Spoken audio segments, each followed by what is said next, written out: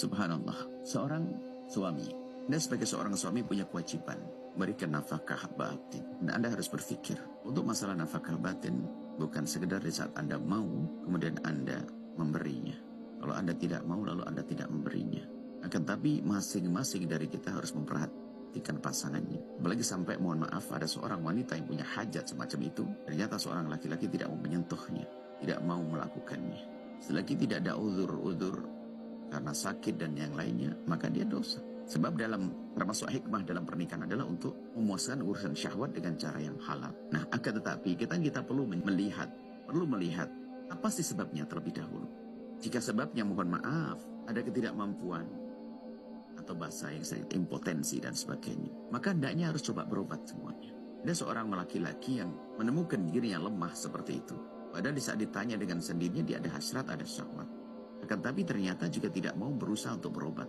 Dengan bermacam-macam cara ada usaha. Karena usaha yang dilakukan pun menggembirakan bagi seorang istri. Tapi ada yang orang ogah-ogahan, sudah tidak pernah memberi, tapi subhanallah, berusaha pun tidak. Atau mungkin masalah psikologi. Masalah psikologi, ini harus ada komunikasi yang sifatnya bukan komunikasi lesan, ya, komunikasi perilaku. Ada seorang laki-laki mungkin di saat menggauli istrinya itu sudah keburu lemas atau keburu lemah, tidak mampu. Kenapa? Mungkin pernah mendengar kalimat dari istrinya yang merendahkan dia dalam urusan hubungan suami istri. Bukan motivasi, bukan sanjungan. Begitu sebaliknya, seorang laki-laki, seorang perempuan bisa saja di saat berhubungan dengan suaminya akan menjadi terasa dingin dan sebagainya karena mungkin psikologinya. Nah, dipukul oleh kalimat suaminya. Misalnya apa? Kamu punya itu begini, tidak menarik bagiku, atau apa, atau kalimat yang merendahkannya. Atau seorang laki-laki, seorang perempuan berkata tentang suaminya, milik kamu begitu, tidak begini, yang menunjukkan bahasa itu merendah. Maka sehingga seorang suami di saat ingin menggauli lagi nanti teringat, jangan-jangan nanti yang muncul kalimat seperti itu. Itu pasangan yang dosa, merendahkan, menyakitkan itu.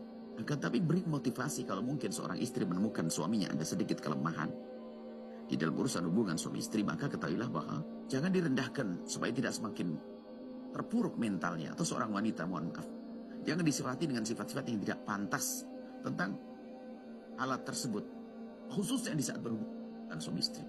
Sehingga menjadikan kalau itu sering keluar muncul dari mulut seorang, naudzubillah, apalagi membandingkan, naudzubillah, apakah karena dia, naudzubillah, makanya lihat di gambar-gambar dan sebagainya.